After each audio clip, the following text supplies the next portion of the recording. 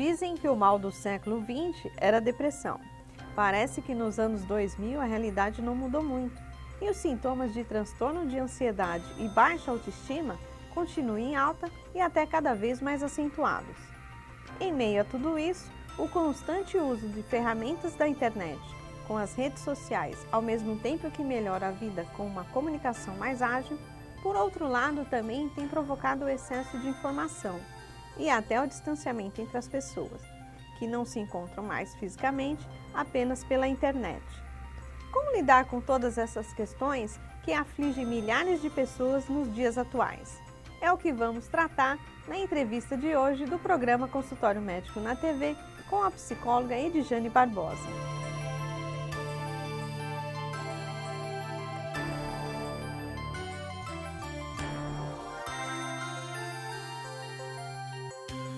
Acompanhe agora uma matéria mostrando o quanto a vida moderna tem influenciado o aumento dos transtornos de ansiedade e depressão.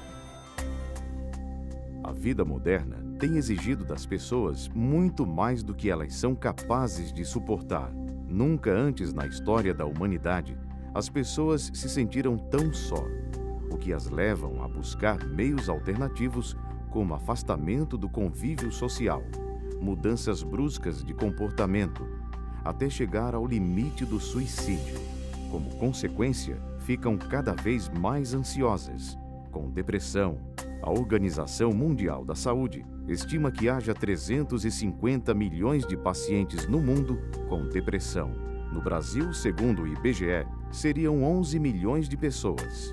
Segundo a Previdência Social, os transtornos mentais já são a terceira razão de afastamentos do trabalho no Brasil, sendo que os gastos do INSS giram em torno de 200 milhões de reais em pagamentos de benefícios anuais. Saiba que existe solução, mesmo em meio a esse fogo cruzado da modernidade. Cultive pensamentos positivos, aprenda meditação e, acima de tudo, ame-se. E saiba que você é a pessoa mais importante do mundo e merece viver com alegria e abundância. Viva e seja feliz o tempo todo. Obrigada, doutora Edjane, por atender o nosso convite de participar do nosso programa Consultório Médico na TV. Eu que agradeço, né? É um prazer estar aqui, né? Podendo falar um pouquinho sobre a psicologia, né? Doutora, com base na matéria que foi exibida, a ansiedade é um tema muito relevante. É um mal do século. Em que momento da nossa vida ela aparece? Assim, Mari, não tem um momento específico que ela aparece na vida da gente. Sim. Né? Pode surgir na infância, pode surgir na fase adulta, pode surgir já na terceira idade. Vai depender, né, do contexto de vida que a pessoa está vivendo, do momento que ela está passando, né, da história de vida que ela teve, de como ela aprendeu a desenvolver as estratégias para reagir, né, aos acontecimentos da vida da pessoa, né? Isso vai depender muito de cada um. A criança, especificamente, como seria? Ela começa geralmente com sintomas que afetam na escola, né? Muitas vezes ela não presta atenção direito, né, nas aulas, ela pode influenciar nos seus relacionamentos, começar a se distanciar de algumas crianças, ou se tornar apegada demais a outras crianças.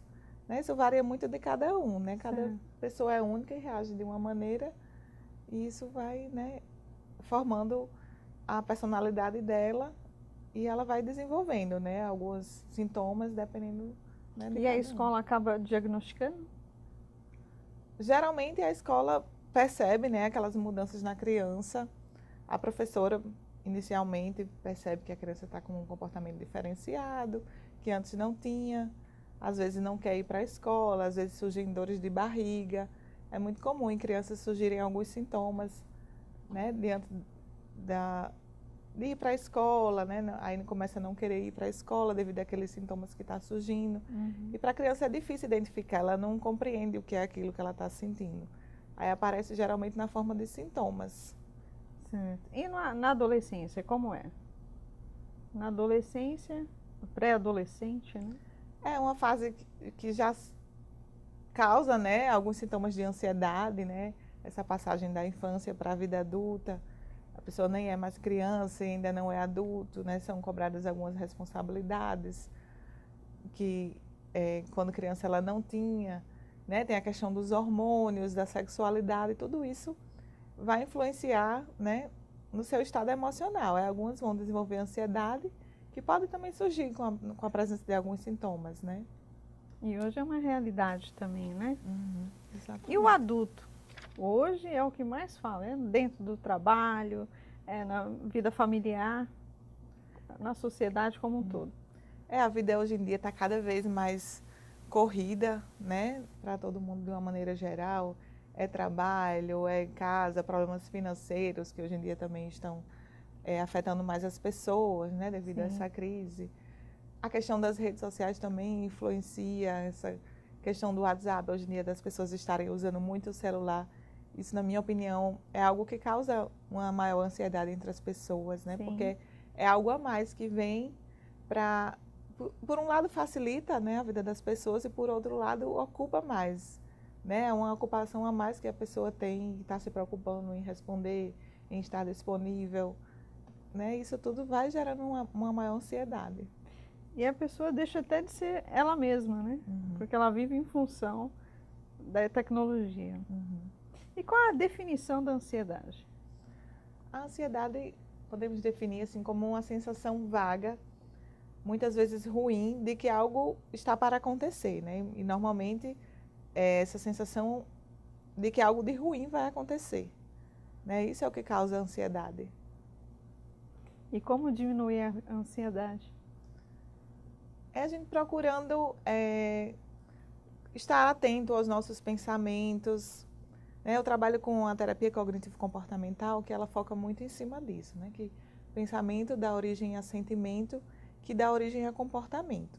Então, quando a gente percebe uma mudança de humor, algo que está afetando a vida da gente, a gente tem que parar e observar o que está passando pela nossa cabeça naquele momento, né? Porque muitas vezes são pensamentos que a gente começa a alimentar que não são reais, né? Isso é o que causa muitas vezes a ansiedade. É a gente parar para estar observando, né? Se vigiando. Então, e o transtorno do pânico? O transtorno do pânico, ele geralmente surge a partir de um momento que a pessoa vivenciou, que aquilo causou um certo transtorno na vida dela, né? E aí ela vai tendo medo de enfrentar aquela situação novamente, né? Por exemplo, o elevador. A pessoa ficou presa no elevador. Aí ela passa como é que se diz? A apresentar as mesmas características que ela apresentou no momento que ela ficou presa no elevador, que foi traumático para ela. Ela começa a apresentar toda vez que ela vai no elevador, né? Aí sensações, isso é isso? As sensações, né, físicas e psicológicas, e aí, a partir disso ela vai evitando andar de elevador, quer andar de escada, mesmo que seja muitos andares, ela começa realmente a não querer mais andar de elevador, né? E quando anda, gera todas aquelas sensações sentidas no primeiro momento. Tudo psicológico mesmo. Tudo psicológico, né? Que a pessoa vai mudando aos poucos, né? Com a ajuda de... Muitas vezes precisa procurar uma terapia, vai trabalhando esses pensamentos que ela está alimentando nesses momentos, e a terapia cognitivo-comportamental vai ajudar ela a identificando que pensamentos são esses, e ela vai aprendendo aos poucos, né, a modificar esses pensamentos para modificar os seus comportamentos.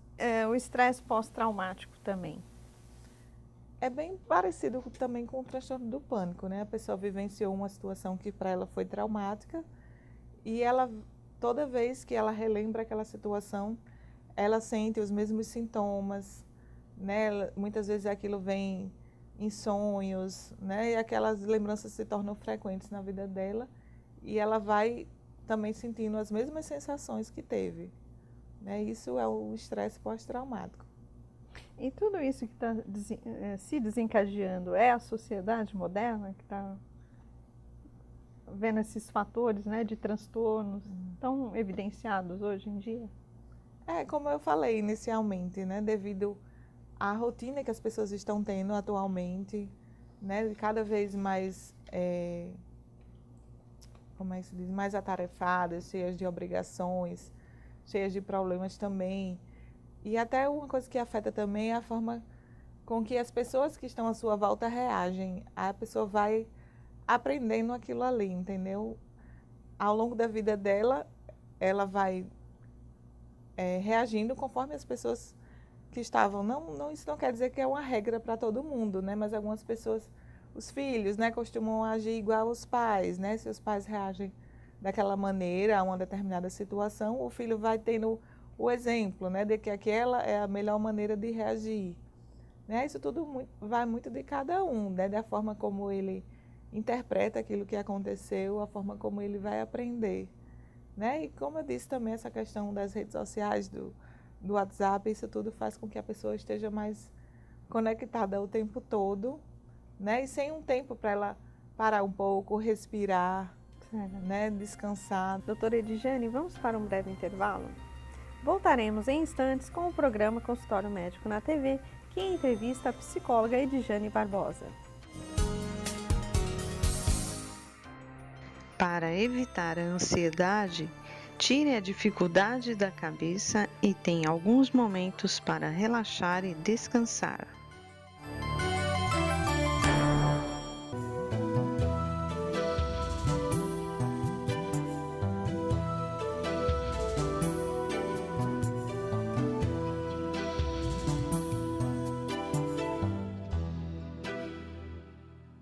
Amamentando, eu ajudo a construir um futuro e um planeta melhor. Para você e todos os bebês, pois o leite da mamãe tem todos os nutrientes e água que você precisa até os 6 meses. E até os 2 anos ou mais, protege contra várias doenças. Está sempre quentinho e prontinho. Vai direto do meu peito para a sua barriguinha. A amamentação faz bem para o seu filho, para você e para o planeta. Sociedade Brasileira de Pediatria, Governo Federal. Estamos de volta com o programa Consultório Médico na TV, que entrevista a psicóloga Edjane Barbosa. Doutora Edjane, eu gostaria que você explicasse mais sobre a terapia cognitivo-comportamental, que é a sua área. Assim, a terapia funciona da seguinte maneira, né? A terapia cognitivo-comportamental. A gente trabalha muito em cima dos pensamentos.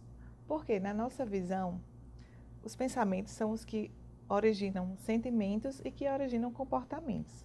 Se a gente está com algum comportamento inadequado, que a gente gostaria de modificar, a gente vai procurar identificar quais são os pensamentos que estão prevalecendo naquele momento que a gente age daquela forma.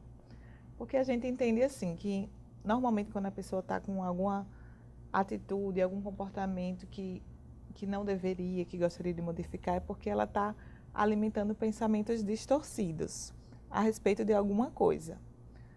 Né? Por exemplo, vou voltar a falar do elevador, quando várias pessoas ficam presas em um elevador, né? Vamos supor que um elevador está com várias pessoas e ele ficou preso. Cada pessoa ela vai reagir de uma forma diferente àquela situação. E essa atitude dela vai estar baseada no pensamento que ela teve naquele momento que o elevador ficou parado.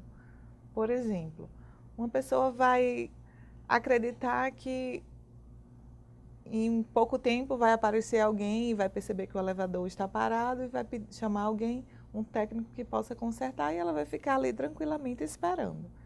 Já outra pessoa vai ter uma atitude não só de esperar, mas de vou ligar para alguém, para que alguém saiba que a gente está aqui e o mais rápido possível possa, né, fazer alguma coisa. Outra pessoa vai entrar em desespero, vai colocar na cabeça que vai ficar sem ar, que vai passar mal, e daí ela já começa a sentir até aqueles sintomas, e isso vai fazer com que ela aja de uma forma inadequada.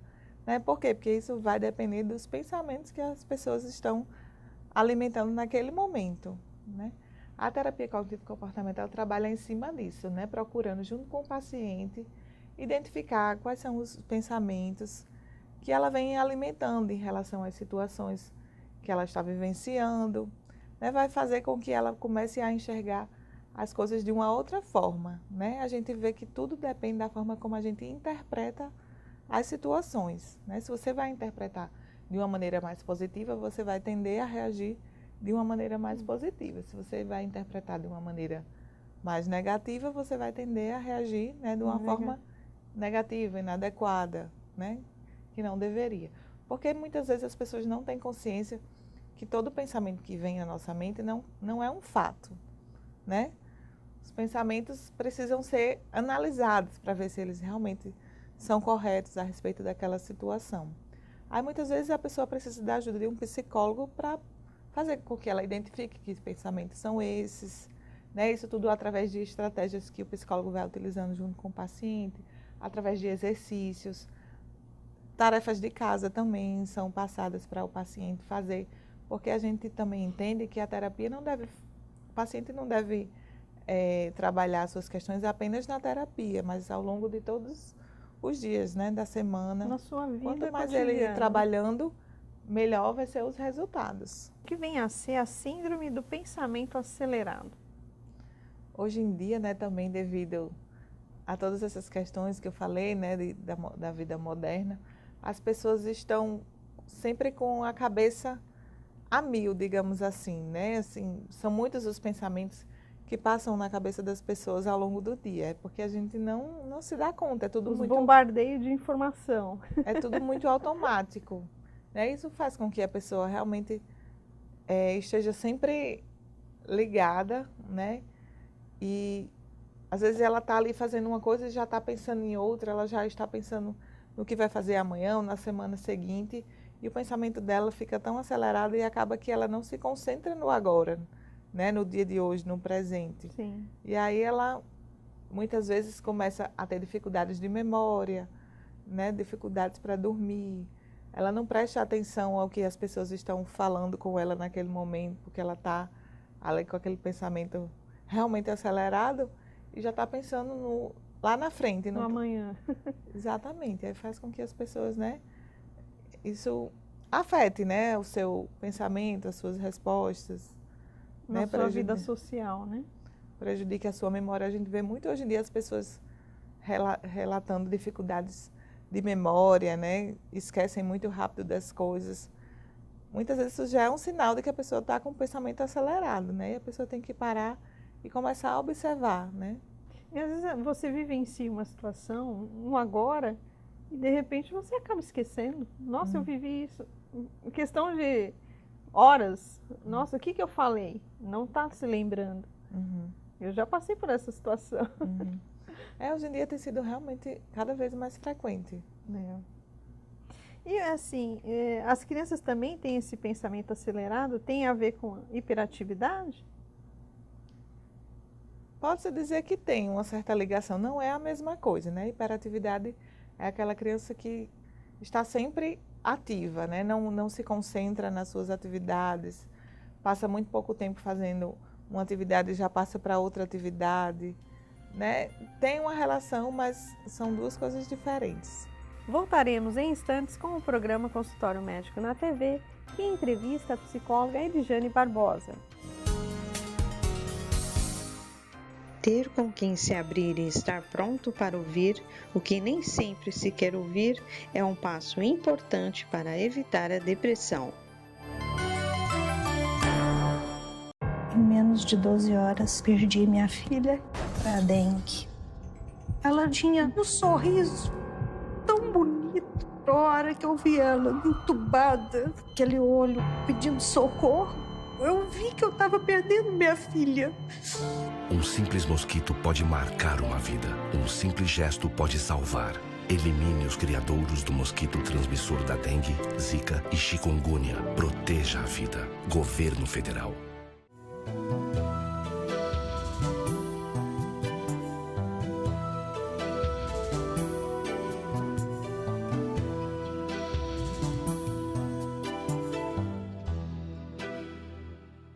Se o seu filho reclama de dores persistentes na barriga com frequência, muita atenção! A massa abdominal pode ser um sinal do câncer. Por isso, apalpe a barriga dele sempre que possível. A pressão alta pode surgir também. Leve-o ao pediatra para um diagnóstico preciso. Lembre-se, na cura do câncer infanto-juvenil, quanto mais cedo, melhor.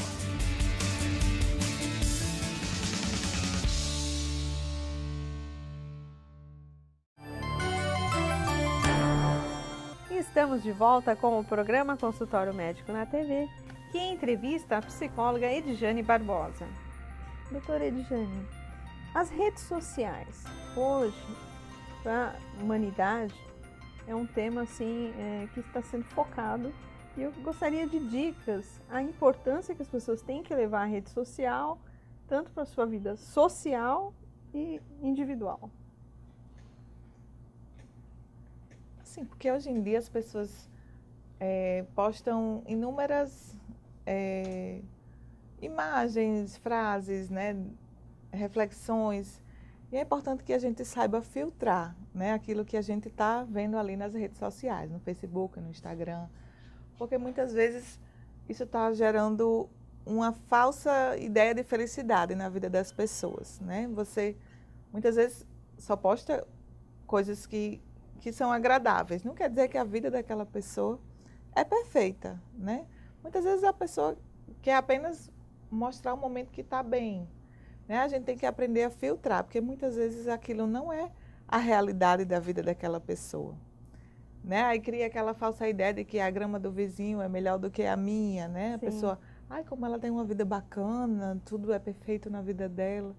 E nem sempre é assim, né? Muitas vezes a pessoa até mostra o contrário do como é a vida dela, né? Muitas vezes ela está cheia de problemas, mas ela quer chamar atenção, quer mostrar para as pessoas que a vida dela é perfeita, e ela só posta coisas, né? Momentos felizes da vida dela.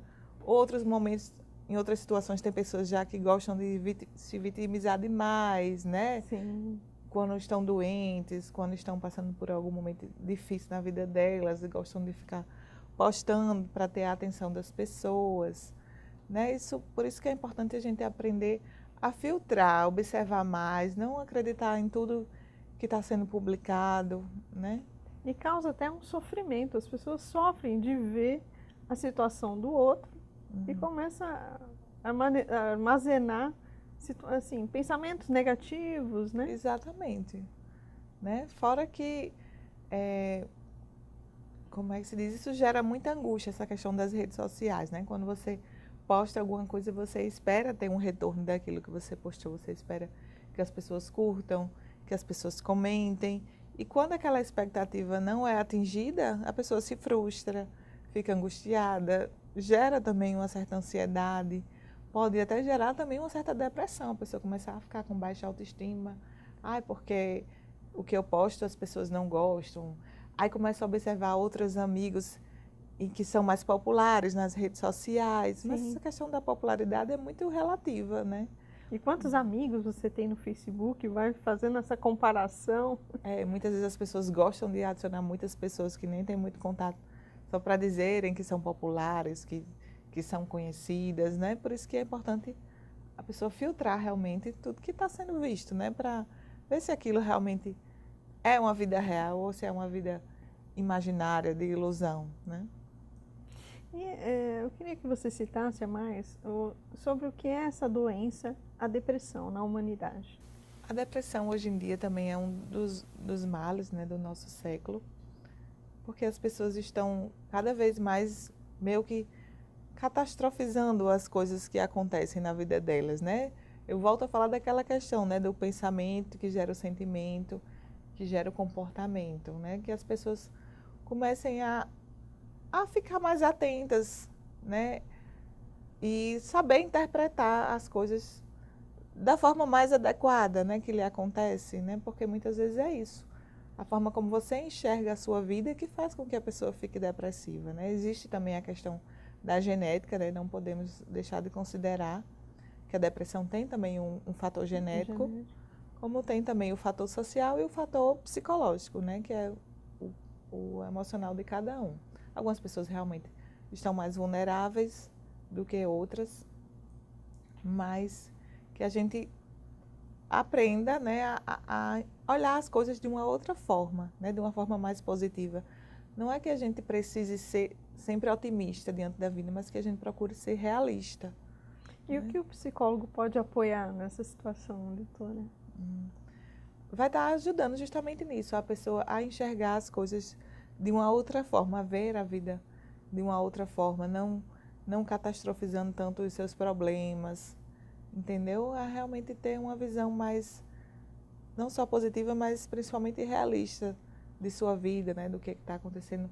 E fazer a pessoa enxergar também novas possibilidades, estratégias de como lidar com aquelas dificuldades, né? Porque muitas vezes as pessoas se deprimem e elas se entregam, né?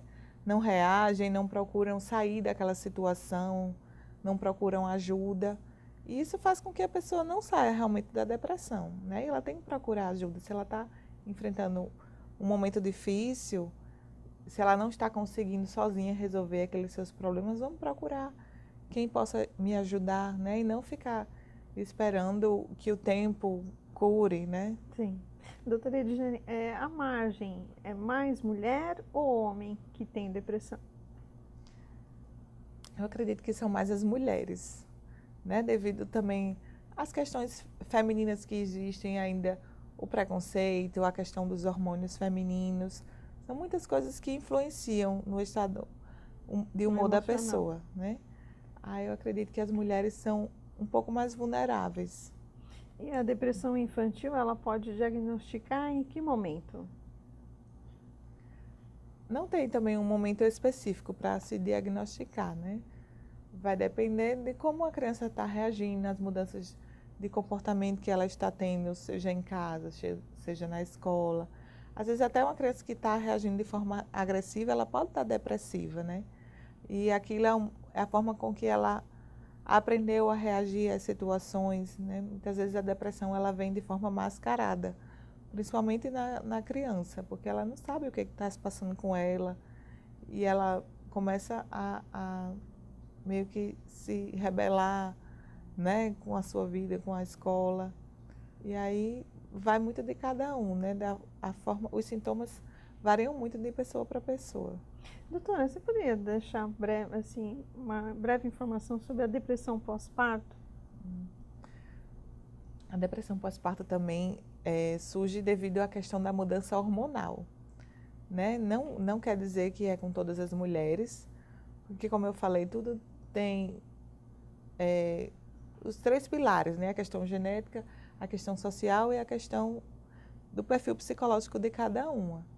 Né? Mas devido à mudança hormonal que a mulher passa no momento da gravidez e depois há essa queda nos hormônios, quando do nascimento do bebê, algumas têm uma certa dificuldade de lidar com isso, não entendem o que estão se passando, aí vem sentimentos de insegurança em relação aos cuidados com o bebê, se tem também uma família que apoia, tudo isso vai interferir e vai começar a gerar aqueles sentimentos, né?